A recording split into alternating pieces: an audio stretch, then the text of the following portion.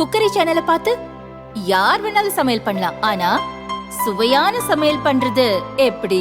நான் இதயம் நல்லெண்ணெயில சமையல் பண்றேன். ஆஹா ஓஹோன்னு பாராட்டுறாங்க. நீங்களும் இதயம் நல்லெண்ணெயில சமையல் பண்ணுங்க, பாராட்ட வாங்குங்க. தினம் தோறும் வாங்குவே இதயம் இதயம். வணக்கம், செய்திச் சுருக்கம். அடுத்தடுத்த ஒலிம்பிக் போட்டிகளில் பதக்கம் வென்று நீரஜ் சோப்ரா சாதனை. பிரான்ஸ் தலைநகர் பாரிஸில் 33வது ஒலிம்பிக் போட்டி நடக்கிறது. இதில் ஆண்கள் ஈட்டி எறிதல் இறுதிப் போட்டி நேற்று இரவு நடந்தது. இந்தியாவின் நீரஜ் சோப்ரா பங்கேற்றார். அவர் தனது இரண்டாவது முயற்சியில் 89.45 மீட்டர் தூரம் ஈட்டி எறிந்து வெள்ளி வென்றார். அவர் தனது மற்ற 5 முயற்சிகளை பவுல் செய்ததால் பின்னடைவு ஏற்பட்டது. பாகிஸ்தான் வீரர் நதீம் 92.97 மீட்டர் தூரம் எறிந்து ஒலிம்பிக் சாதனையுடன் தங்கப்பதக்கம் பெற்றார். கரீபியன் தீவின் கிரெனடா நாட்டை சேர்ந்த ஆண்டர்சன் 88.54 மீட்டர் தூரம் எறிந்து வெண்கலம் வென்றார். கடந்த டோக்கியோ ஒலிம்பிக் போட்டியில் நீரஜ் சோப்ரா தங்கம் வென்றிருந்தார். தற்போது வெள்ளி வென்றிருப்பதன் மூலம் அடுத்தடுத்த போட்டிகளில் பதக்கம் வென்ற 4வது இந்தியர் என்ற சாதனையை நீரஜ் சோப்ரா படைத்தார். பாரிஸ் ஒலிம்பிக் போட்டியில் இந்தியாவுக்கு கிடைத்த முதல் வெள்ளி பதக்கம் இதுவாகும். மொத்தம் ஒரு வெள்ளி 4 வெண்கலத்துடன் இந்தியா பதக்கப்பட்டியலில் 64வது இடத்தில் உள்ளது. பதக்கம் வென்ற நீரஜ் சோப்ராவுக்கு பிரதமர் மோடி, ஜனாதிபதி திரௌபதி முர்மு வாழ்த்து தெரிவித்தனர். களத்தின் வெளியேயும் தொடரும் வினேஷ் போகட்டின் போராட்டம். பாரிஸ் ஒலிம்பிக் மல்யுத்த போட்டி ஃப்ரீ ஸ்டைல் 50 கிலோ பிரிவில் இந்தியாவின் நட்சத்திர வீராங்கனை வினேஷ் போகட் பங்கேற்றார். முதல் சுற்றில் ஜப்பானின் யூ சுசாகியை வீழ்த்தி ஃபைனலுக்கு முன்னேறினார். ஃபைனல் போட்டிக்கு முன்பாக இருமுறை வீராங்கனைகளின் எடை சோதிக்கப்பட்டது. வினேஷ் போகட்டின் எடை 100 கிராம் கூடுதலாக இருந்தது. சர்வதேச மல்யுத்த சங்கம் வினேஷ் போகட்டை தகுதி நீக்கம் செய்தது. வினேஷின் பதக்கம் வெல்லும் கனவு தகர்ந்தது. 140 கோடி இந்திய மக்களின் நெஞ்சமும் தகர்ந்தது.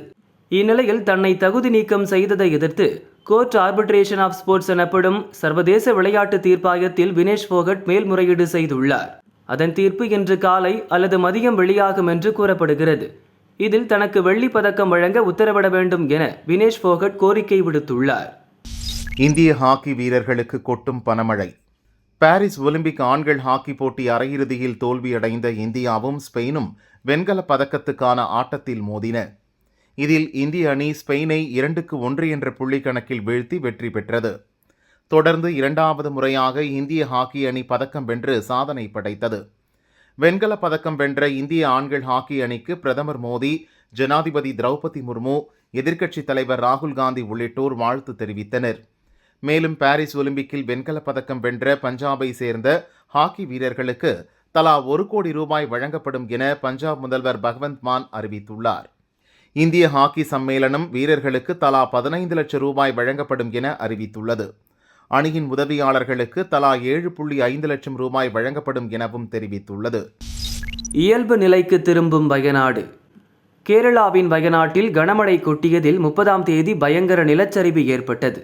இதில் முண்டக்கை, சூரல்மலை, மேப்பாடி ஆகிய பகுதிகளில் உள்ள வீடுகள் முற்றிலும் அழிந்தன. அட்டமலை, புஞ்சிரிமட்டம், வெள்ளரிமலை உள்ளிட்ட பகுதிகள் கடுமையாக பாதிக்கப்பட்டன. இந்த பேரிடரில் பெண்கள், குழந்தைகள் உள்பட 100கணக்கானோர் இறந்தனர்.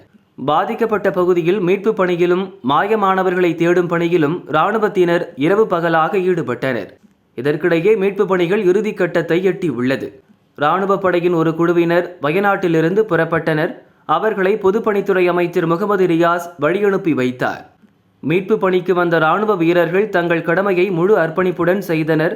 அவர்கள் வந்த பிறகு எந்த உயிரையும் நாங்கள் இழக்கவில்லை என முகமது ரியாஸ் தெரிவித்தார். வயநாடு மக்கள் சார்பில் அவர்களுக்கு மனமார்ந்த நன்றி. நிலச்சரிவில் பாதிக்கப்பட்ட பகுதியில் இயல்பு நிலை வேகமாக திரும்பி வருகிறது என முகமது ரியாஸ் கூறினார். புதிய தலைவர் வந்தாச்சு, வங்கதேசம் பதட்டம் நீங்குமா? யார் இந்த முகமது யூனுஸ்? வங்கதேசத்தில் உள்நாட்டு கலவரத்தால் ஷேக் ஹசீனா அரசு கவிழ்ந்தது. பிரதமர் பதவியை ராஜினாமா செய்துவிட்டு அவர் இந்தியாவில் தஞ்சமடைந்தார். வன்முறையில் 550 பேர் கொல்லப்பட்டனர். இந்துக்களுக்கு எதிராக கலவரம் நடந்தது. கோயில்கள் கொளுத்தப்பட்டன. இதற்கிடையே நாட்டை ராணுவம் கைப்பற்றியது. இடைக்கால அரசை கொண்டுவர தீவிர முயற்சியில் ஈடுபட்டு வந்தது. அமைதிக்கான நோபல் பரிசு பெற்ற முகமது யூனுஸ் பெயரை போராட்டத்தில் ஈடுபட்ட மாணவர் அமைப்பினர் பரிந்துரை செய்தனர். அவர்தான் நாட்டை வழிநடத்த வேண்டும் என்று கேட்டுக் கொண்டனர். இதற்கு முகமது யூனுஸும் ஒப்புக்கொண்டார். பாரிஸில் சிகிச்சை பெற்று வந்த அவர் வங்கதேசம் திரும்பினார். இடைக்கால அரசாங்கத்தின் தலைவராக பதவியேற்றார். முகமது யூனுஸுக்கு பிரதமர் மோடி வாழ்த்து தெரிவித்தார்.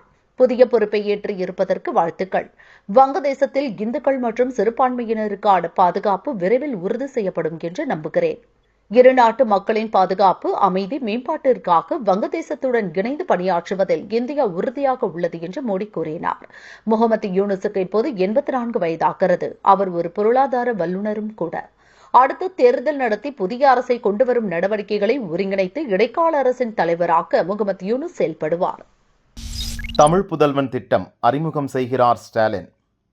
தமிழக அரசு வெளியிட்டுள்ள செய்திக்குறிப்பில் கூறியிருப்பதாவது: தமிழகத்தில் 6ஆம் வகுப்பு முதல் +2 வரை அரசு பள்ளிகளில் பயின்று உயர்கல்வி நிறுவனங்களில் சேரும் மாணவிகளுக்கு மாதம் 1000 ரூபாய் வழங்கும் புதுமை பெண் திட்டத்தை முதல்வர் ஸ்டாலின் 2022இல் தொடங்கி வைத்தார். இத்திட்டத்தின் கீழ் 3.28 லட்சம் மாணவிகள் பயனடைந்துள்ளனர். அரசு உதவி பெறும் பள்ளிகளில் தமிழ் வழியில் பயின்று உயர்கல்வி சேரும் மாணவிகளுக்கும் இந்த கல்வியாண்டு முதல் இத்திட்டம் விரிவுபடுத்தப்பட்டுள்ளது. இந்நிலையில் அரசு பள்ளி மாணவர்களின் உயர்கல்வி சேர்க்கையை அதிகரிக்க தமிழ் புதல்வன் திட்டம் அறிமுகம் செய்யப்படுகிறது. இந்த திட்டத்தின் கீழ் 6ஆம் வகுப்பு முதல் +2 வரை அரசு பள்ளிகளில் பயின்று உயர்கல்வியில் சேரும் மாணவர்களின் வங்கிக் கணக்கில் மாதம் 1000 ரூபாய் நேரடியாக செலுத்தப்படும் என்று அறிவிக்கப்பட்டுள்ளது.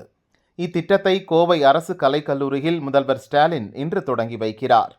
இத்திட்டம் மூலம் 3.28 லட்சம் மாணவர்கள் மாதம் 1000 ரூபாய் பெறுவார்கள். இதற்காக 360 கோடி ரூபாய் நிதி ஒதுக்கப்பட்டுள்ளது என செய்திக்குறிப்பில் தெரிவிக்கப்பட்டுள்ளது. ஹிமாச்சலில் மேக வெடிப்பால் கொட்டிய கனமழை. ஹிமாச்சல் மாநிலத்தின் பல்வேறு மாவட்டங்களில் சில நாட்களாக கனமழை பெய்து வருகிறது. சாலைகள் துண்டிக்கப்பட்டு போக்குவரத்து பாதிக்கப்பட்டுள்ளது. மக்களின் இயல்பு வாழ்க்கை முடங்கியுள்ளது. ஹிமாச்சல் முழுவதும் 5 முதல் 7 சென்டிமீட்டர் வரை மழை பெய்தது. மண்டி மாவட்டத்தின் ஜோகிந்தர் நகர் பகுதியில் கடந்த 24 மணி நேரத்தில் 10 சென்டிமீட்டருக்கு மேல் மழை பெய்தது. மேக வெடிப்பால் ஸ்ரீகந்த் பகுதி பாதிக்கப்பட்டது. இதனால் ஏற்பட்ட வெள்ளப்பெருக்கில் சமேஜ் மற்றும் பாக்கி கிராமங்களைச் சேர்ந்த 45 பேர் வெள்ளத்தில் அடித்து செல்லப்பட்டனர். அவர்களில் 13 பேரின் உடல்கள் மீட்கப்பட்டுள்ளன. மற்றவர்களை தேடும் பணியில் தேசிய பேரிடர் மீட்பு படையினர் ஈடுபட்டுள்ளனர். இந்நிலையில் இந்திய வானிலை மையமானது ஹிமாச்சலின் பிலாஸ்பூர், ஹமீர்பூர், காங்க்ரா, சம்பா மற்றும் மண்டி ஆகிய மாவட்டங்களுக்கு ஆரஞ்சு எச்சரிக்கை விடுத்துள்ளது.